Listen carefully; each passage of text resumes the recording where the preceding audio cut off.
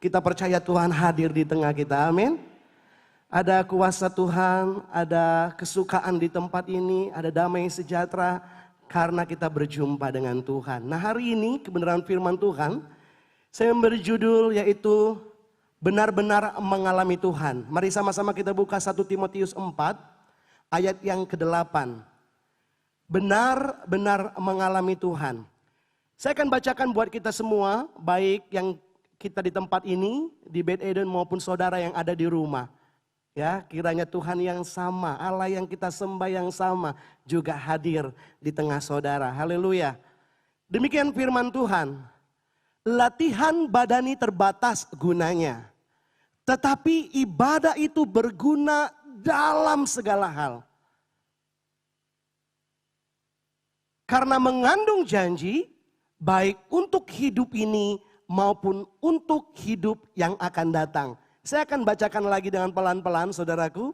Ya, kita akan diberkati melalui ayat ini, dikatakan latihan badani terbatas gunanya. Tetapi ibadah itu berguna dalam segala hal. Amin. Karena mengandung janji baik untuk hidup ini maupun untuk hidup yang akan datang. Kalau judulnya benar-benar mengalami Tuhan, saudaraku, tentunya untuk benar-benar mengalami Tuhan, berjumpa dengan Tuhan itu kapan saja dan di mana saja. Saat saudara berdoa di rumah sendirian, saat saudara di kantor, di pekerjaan, kapan saja kita boleh menikmati dan berjumpa dengan Tuhan. Tetapi kita rindu, saudaraku, melalui ayat ini, di setiap ibadah kita, ibadah orang percaya, di situ benar-benar kita mengalami Tuhan. Amin. Nah, saudaraku, ibadah adalah kehendak Tuhan. Ibadah adalah kemauannya Tuhan. Dan ibadah bagi orang percaya adalah hal yang penting.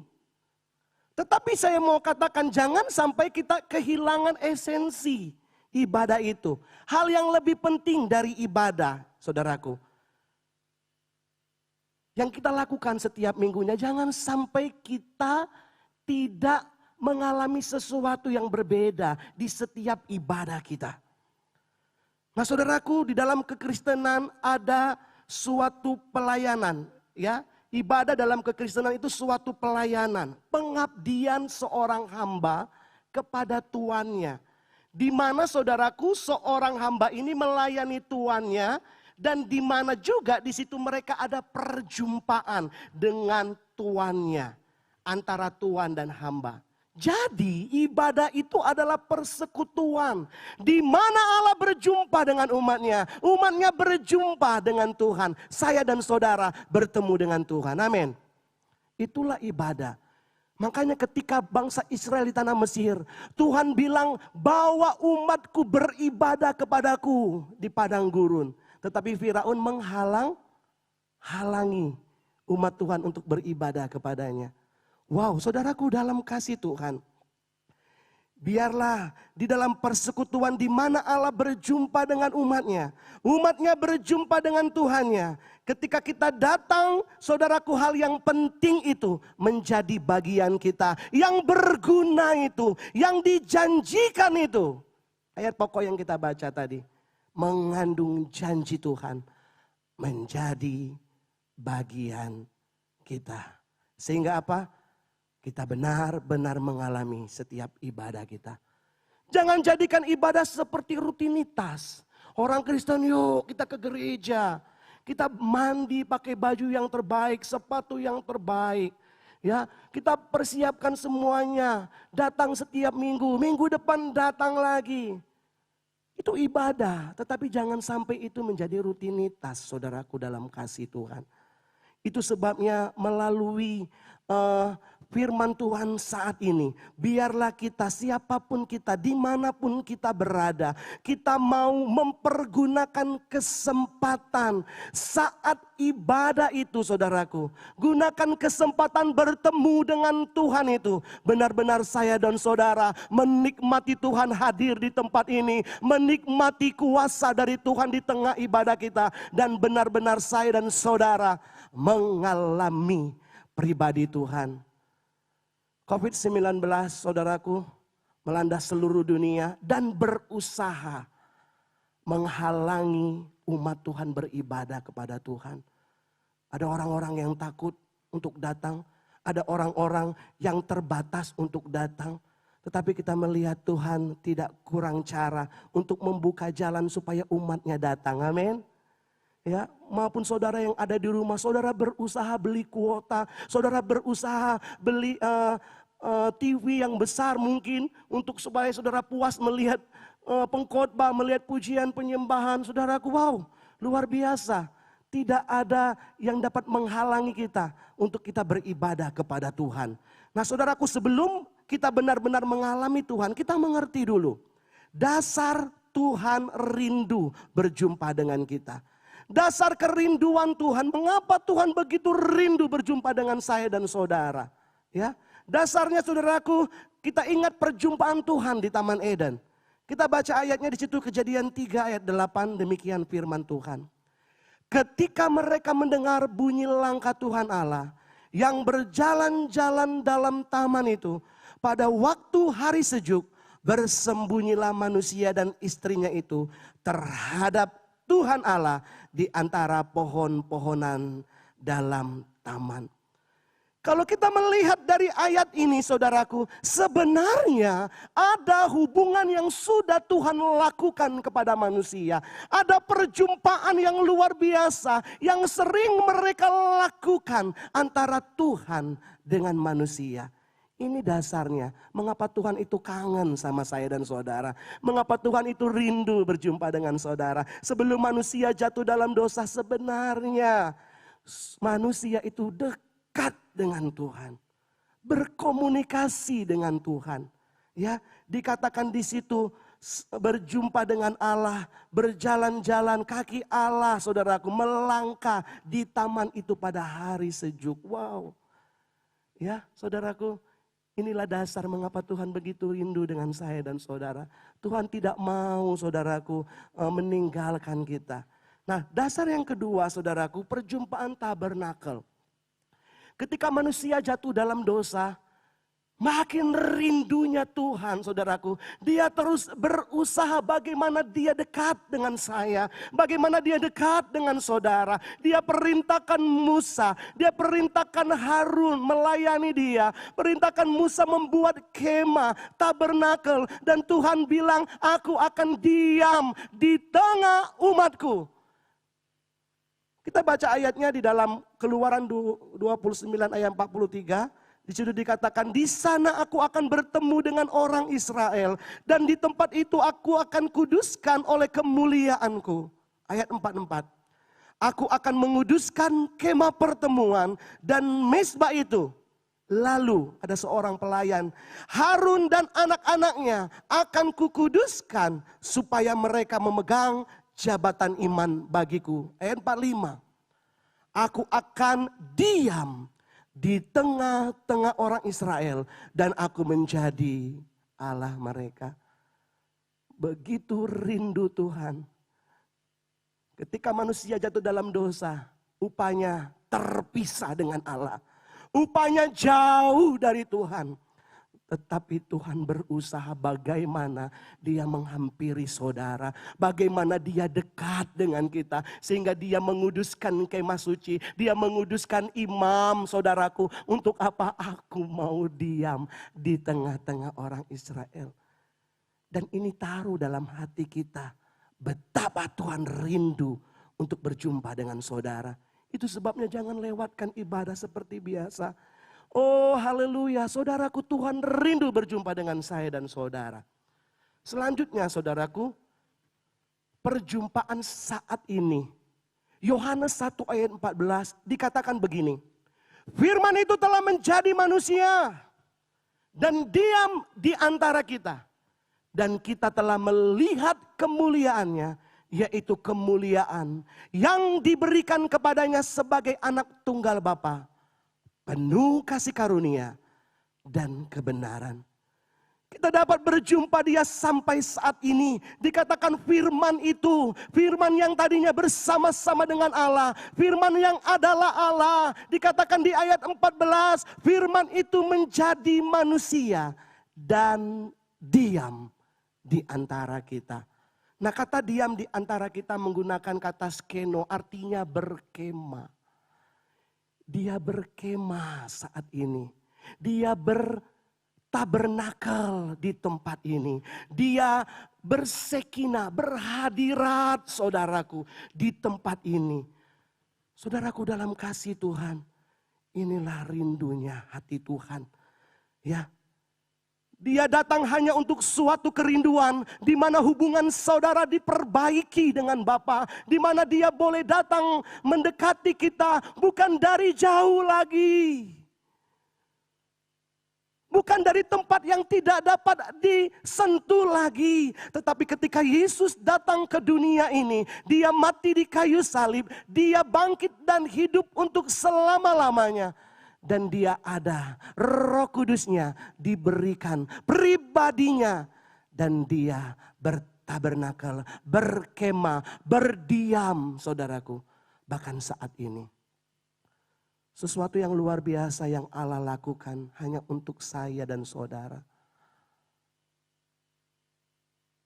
Dia relakan semuanya hanya untuk dekat bersama-sama dengan kita. Nah saudaraku dalam kasih Tuhan, bahkan kerinduan Allah juga dinyatakan di dalam kekekalan. Perhatikan baik-baik. Kehidupan kita bersama dengan Allah bukan saat saja di tempat ini, bukan saat saja di mana saudara berada, tetapi di kekalan. Dia sudah persiapkan suatu tempat di mana Allah dan kita bersama-sama. Oh haleluya saudaraku. Di dalam Wahyu pasal 21 ayat yang ketiga, demikian firman Tuhan. Lalu aku mendengar suara yang nyaring dari tata itu berkata, lihatlah, kemah Allah ada di tengah-tengah manusia dan Ia akan diam bersama-sama dengan mereka. Mereka akan menjadi umatnya dan Ia akan menjadi Allah mereka. Ayat 4. Dia akan menghapus segala air mata dari mata mereka dan maut tidak akan ada lagi. Tidak akan ada lagi perkabungan atau ratap tangis atau duka cita. Sebab segala sesuatu yang lama itu telah berlalu. Kita mengerti, menyadari ternyata perjumpaan Allah dengan manusia itu akan sampai kepada kekekalan. Di mana sudah tidak ada lagi duka. Di mana sudah tidak ada lagi pergumulan sakit penyakit. Sudah tidak ada lagi tangisan saudaraku.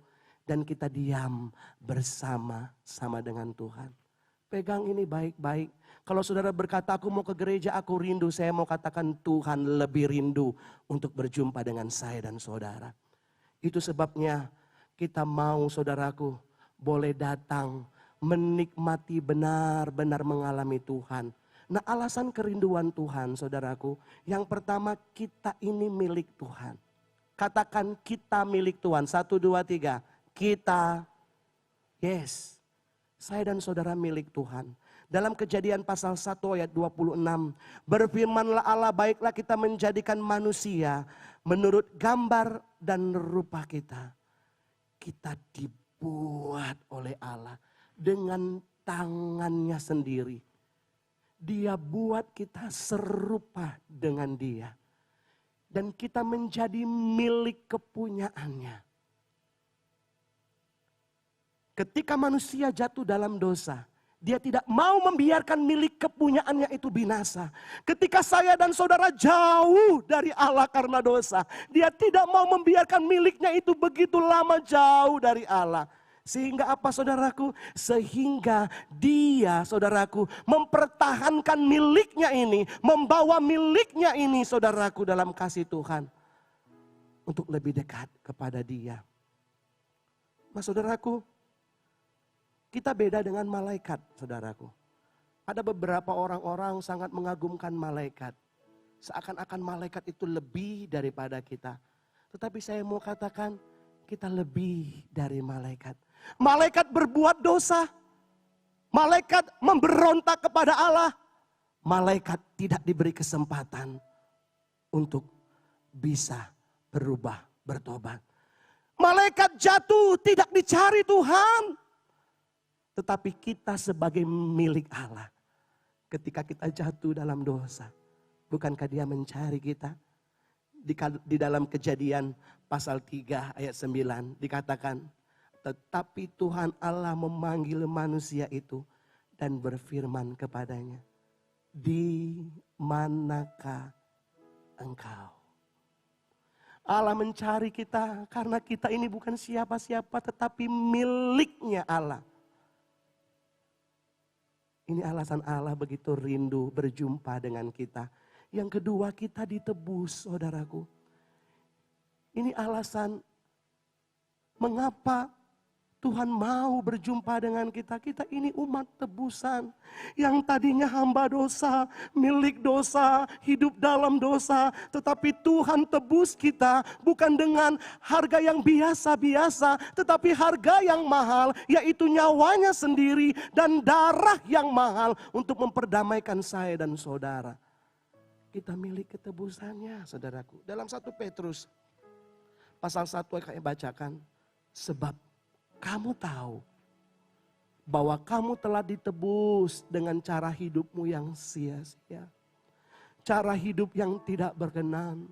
Cara hidup yang memberontak kepada Tuhan. Dia tebus. Yang cara hidup itu yang kamu warisi dari nenek moyangmu. Dia tebus bukan dengan barang yang fana. Bukan pula dengan perak dan emas. Ayat 19. Dikatakan, melainkan dengan darah yang mahal. Yaitu darah Kristus yang sama seperti darah domba yang tidak bernoda dan bercela. Darah yang mahal, darah yang tidak bernoda dan bercela. Mari pagi hari ini, kalau saudara datang beribadah seperti biasa-biasa saja. Saudara datang beribadah hanya pengen lihat kostum apa yang dipakai oleh para pelayan. Hanya pengen melihat nyanyian apa yang dinyanyikan. Saudaraku, lebih daripada itu, miliki kerinduan seperti Allah. Amin. Kerinduanku, katakan dari dalam hatimu, ini Tuhan kami rindu. Datang padamu. Amin Tuhan. Allah mulia mawar syarah, ku cinta. Akui Dia sebagai Raja dan Tuhan kita. Yes. Kaulah Rajaku. Ini hati kami Tuhan begitu rindu berjumpa dengan Engkau. Dan sahabatku, terindah, termanis Engkau bagiku. Ku sembahkan, ku sembahkan dalam roh dan kebenaran. Ku sembahkan dalam roh dan kebenaran. Tak seorang pun jua seperti Kau. Sampaikan kerinduanmu, katakan ku sembah Kau Tuhan. Oh, ku sembah Kau dalam roh dan kebenaran.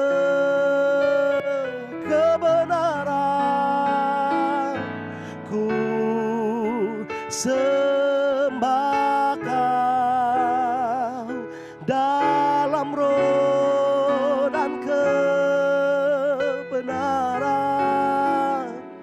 Tak seorang pun jua seperti Kau, Yesus. Responi kerinduan Tuhan.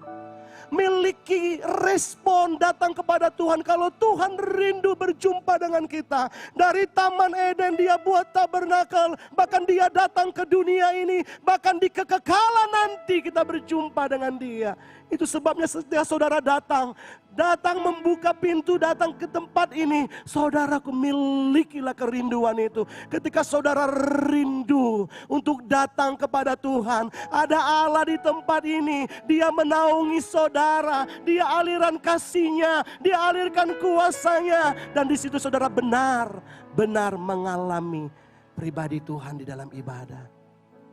Ada satu contoh saudaraku, seorang wanita ini adalah wanita yang berdosa. Dia dikenal dengan perempuan berdosa di kota itu. Bayangkan, bukan dikenal di tengah keluarga. Bukan dikenal di RT. Tapi perempuan ini dikenal di seluruh kota itu. Dia perempuan berdosa. Saudaraku, kisah seorang perempuan ini ketika dia benar-benar datang kepada Tuhan.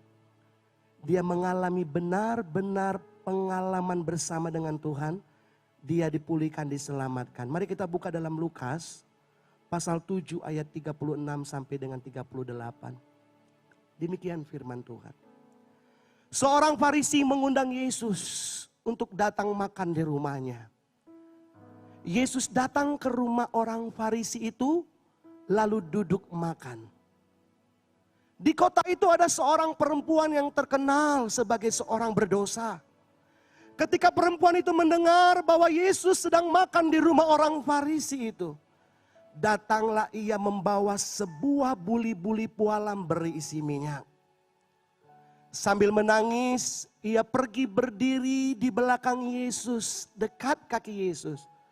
Lalu membasahi kakinya itu dengan air matanya.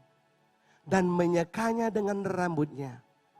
Kemudian ia mencium kakinya dan meminyakinya dengan minyak wangi itu. Dalam kisah ini Yesus diundang oleh orang Farisi untuk makan bersama. Tentunya dalam acara undangan makan seperti ini saudaraku pasti banyak yang mau. Ya, pasti banyak yang datang. Yang hadir ya murid-murid Yesus. Ada Yesus di situ, ada orang-orang Farisi dan mungkin ada beberapa orang lagi yang hadir di acara perjamuan makan itu. Nah saudaraku, dalam kasih Tuhan, di tengah acara itu datanglah seorang perempuan, kata firman Tuhan. Dia perempuan yang terkenal berdosa di kota itu. Nah perempuan ini sudah mendengar bahwa Yesus ada hadir di perjamuan makan di rumah Farisi itu. Maka firman Tuhan jelaskan bahwa perempuan ini datang membawa buli-buli pualam berisi minyak. Nah kisah ini tentunya berbeda dengan apa yang dilakukan Maria. Maria dalam Matius, Markus dan Yohanes itu adalah wanita Maria yang mengurapi Yesus beberapa hari sebelum Yesus diserahkan mati di kayu salib.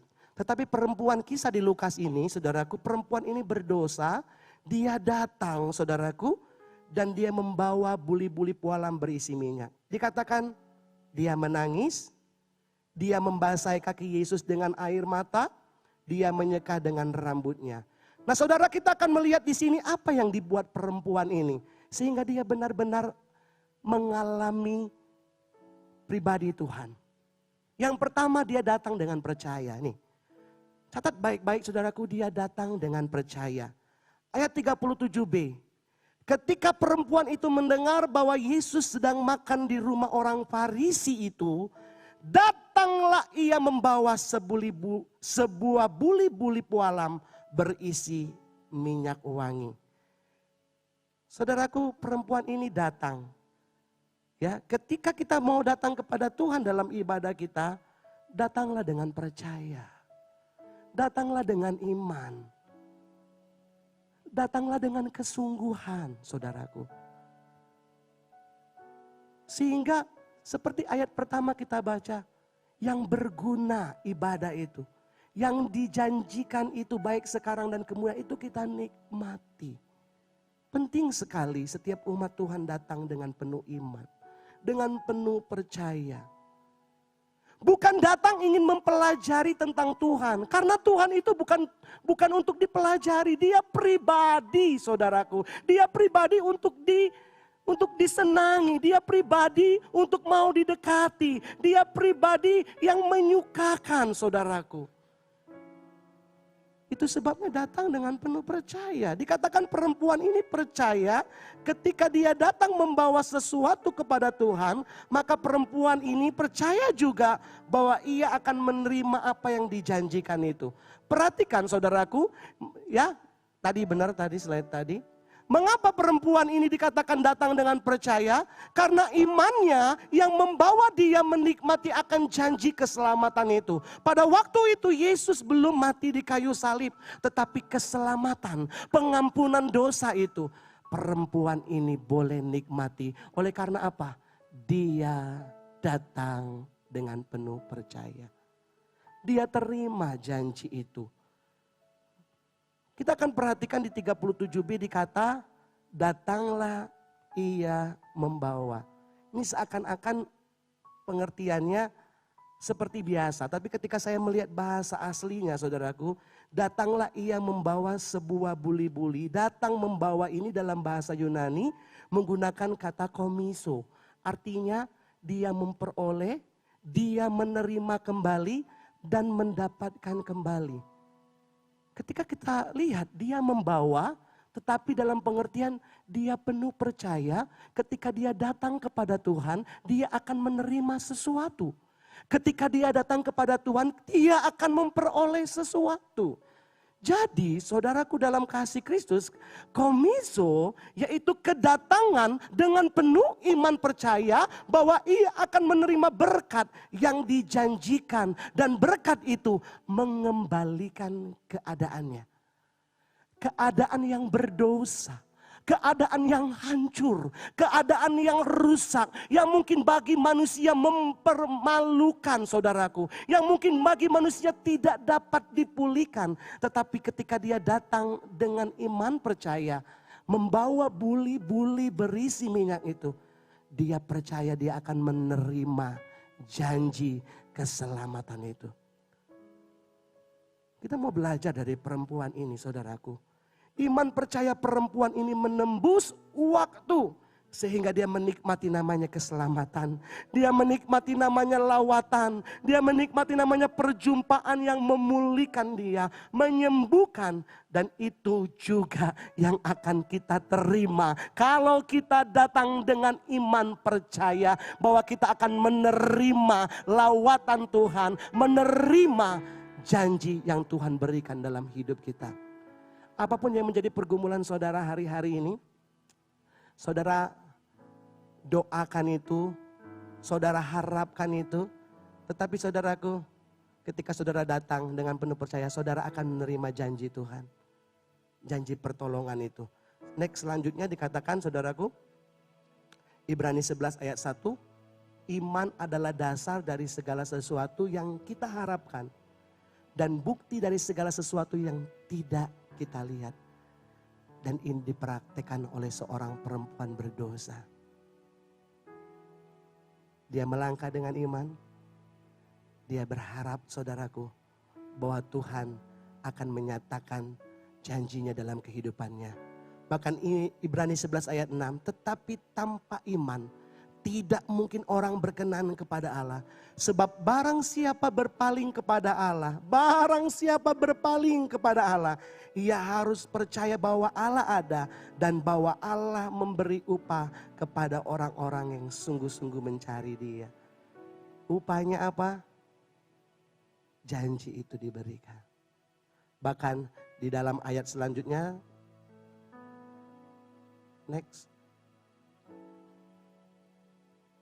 Ada ayat yang gak saya tulis ya.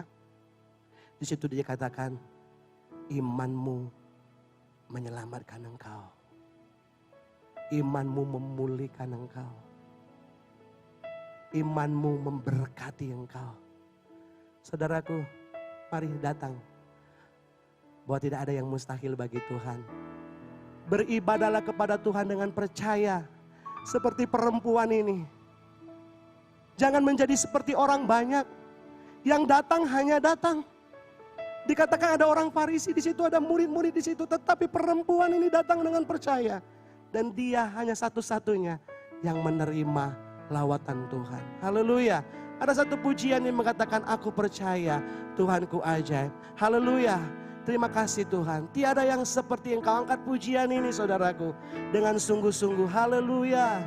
Tiada yang seperti Engkau. Dia begitu mengasihi saya dan saudara.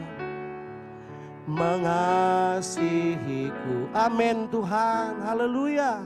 Kau Tuhan sanggup menjawab semua seru doaku. Yes, tiada yang seperti Engkau Tuhan. Begitu mengasihiku. Mengasihiku. Dia sanggup melawat saudara. Amin. Oh, seluruh saudara kehidupan kita. Kehidupan aku percaya.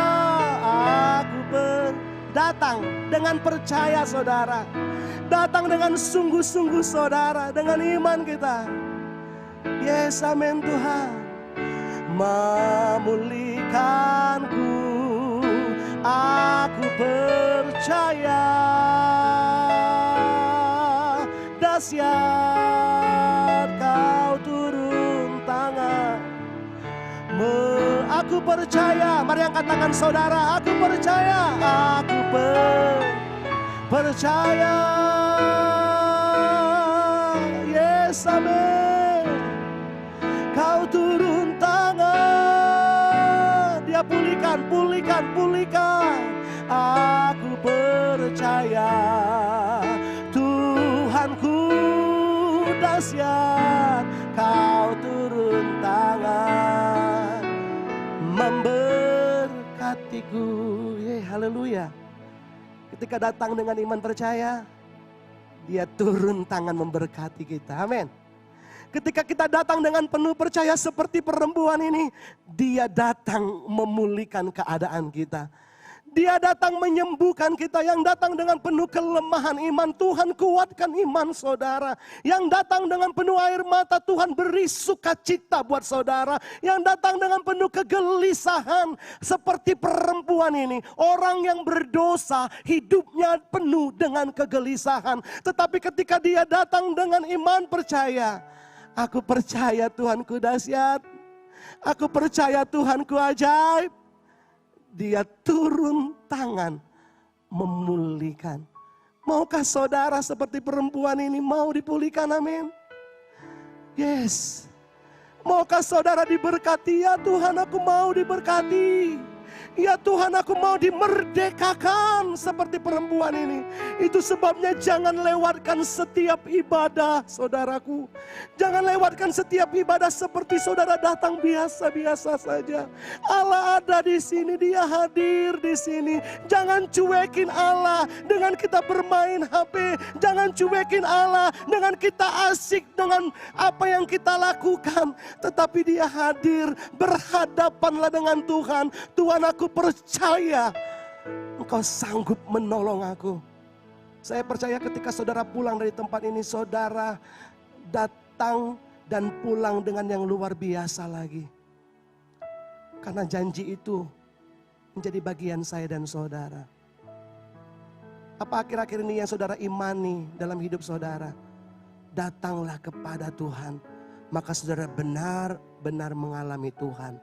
Dan yang terakhir saudaraku, karena kita lebih banyak memuji Tuhan, menyembah Tuhan, firman Tuhan gak terlalu banyak saya bawa saudaraku. Yang terakhir, perempuan ini jadikan Yesus pertama dan yang utama. Perempuan ini menjadikan Yesus yang pertama dan utama yang layak disembah. Ketika dia datang, dia gak memperhatikan siapa yang khotbah. Dia gak perhatikan siapa yang main musik. Dia gak perhatikan siapa yang nari tadi.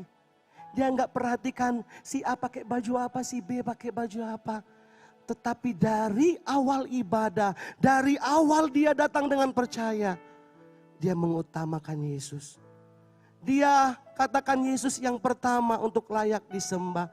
Tujuan kita datang beribadah yaitu ingin bertemu dengan Tuhan, saudaraku. Itu sebabnya miliki perhatian yang lebih. Saya ambil di sini beberapa waktu yang lalu, Bapak Gembala punya kerinduan, baik pemain musik, baik singer, baik jemaat Tuhan. Ketika ibadah, setelah melayani, tetap memberi perhatian buat Tuhan. Jangan biarkan Tuhan datang, terus kita biarkan. Kasih lebih perhatian. Perjumpaan Tuhan dengan hamba, perjumpaan Tuhan dengan kita. Kita bernyanyi, kita memuliakan Tuhan. Tetapi izinkan Tuhan menyampaikan isi hatinya. Itulah penyembahan kita. Ketika kita memberi diri kita lebih perhatian kepada Tuhan. Tuhan mau sampaikan kehendaknya.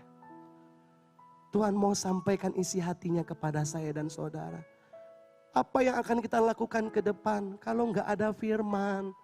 Firman ini pelita, firman ini petunjuk, firman ini jalan kehidupan kita.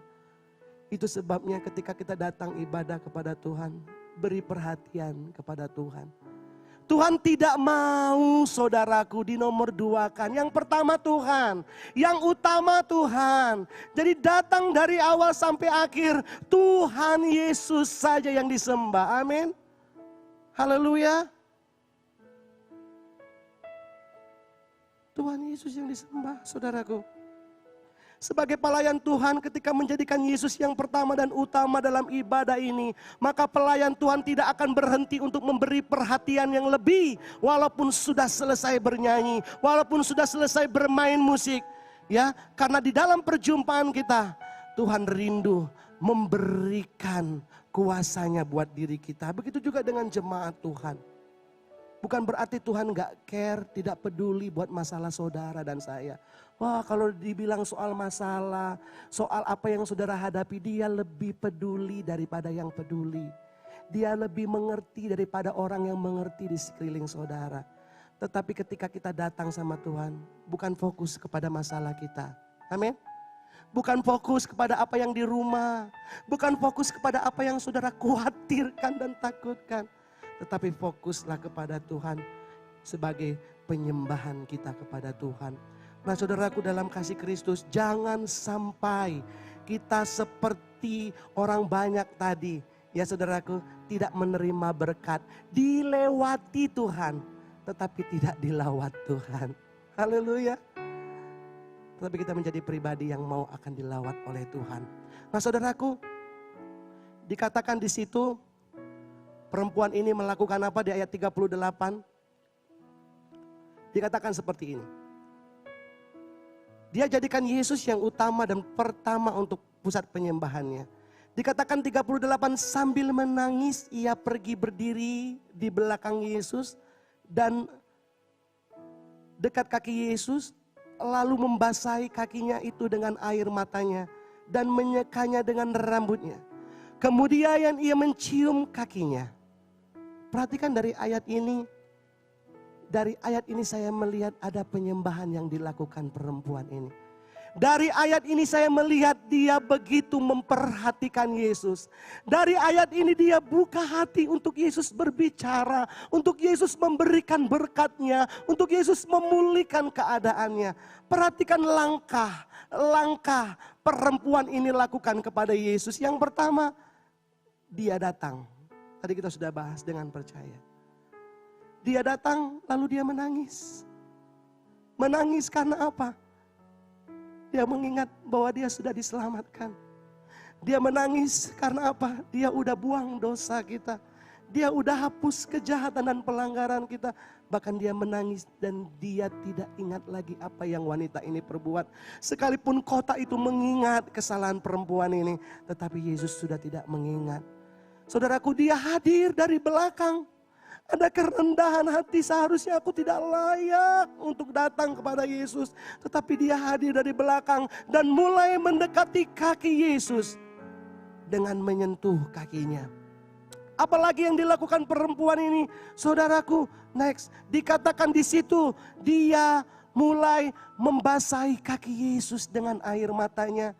Perhatikan dari langkah-langkah ini, tidak ada satupun dia lalu meninggalkan Yesus. Dia tetap fokus, dia kasih perhatian lebih sampai air matanya membasahi kaki Yesus. Dia menyekahnya dengan rambutnya. Kemudian ia mencium kaki Yesus, meminyakinya dengan minyak wangi. Perhatikan dari awal sampai akhir. Dia tidak mau gagal fokus. Dia tidak mau hilang fokus. Dia tidak mau ketinggalan berkat itu. Dia datang, dia perhatikan yang luar biasa. Nah saudaraku, apa yang dilakukan perempuan ini suatu tindakan pujian penyembahan. Dia menaruh perhatian khusus lebih dari orang banyak.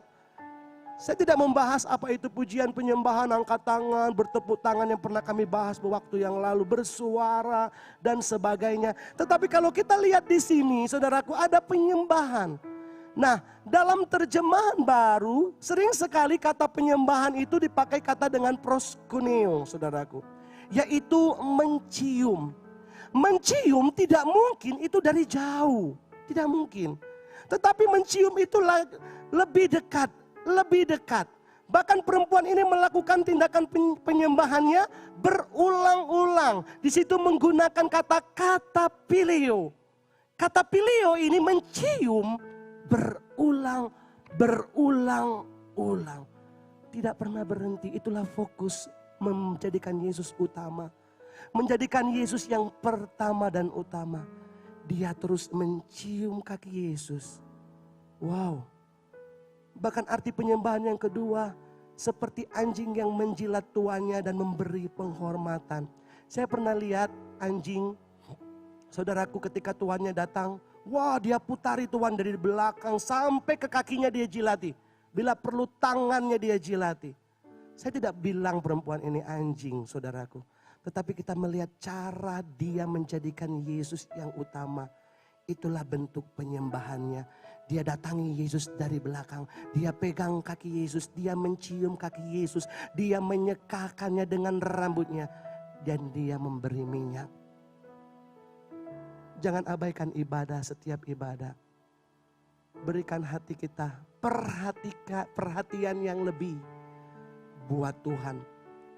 Dikatakan seperti anjing menjilat tuannya dan memberikan penghormatan. Nah saudaraku dalam kasih Kristus,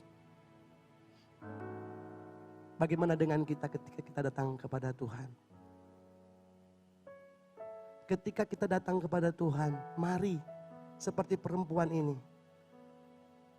Jangan biarkan fokus saudara teralihkan dengan yang lain.